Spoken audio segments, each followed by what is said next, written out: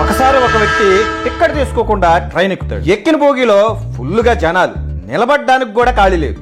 వెంటనే వీడికి ఒక తింగర ఆలోచన వచ్చి గట్టిగా అరవడం మొదలు పెడతాడు. పాము పాము పాము, బోగిలో పాము ఉంది అని. ఇంకా బోగిలో ఉన్న జనాలు కంగారు పడి భయంతో అందరూ బోగిలోంచి దిగిపోతారు పాము ఉందనుకొని. బోగి మొత్తం ఖాళీ అయిపోతుంది.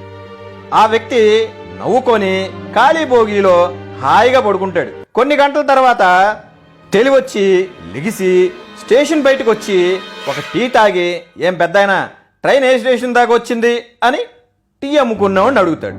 ఏం స్టేషన్ దాకా రావడం ఏంటి నాయనా, బోగిలో పాము ఉందని ఈ బోగిని ఇక్కడే వదిలేసి ట్రైన్ వెళ్ళిపోయింది. తర్వాత అధికారులు వచ్చి బోగిలో వెతికితే ఏ పాము కనబడలేదు. ఏ చెత్త యాదో చెప్పాడో పాము ఉందని దరిద్రుడు.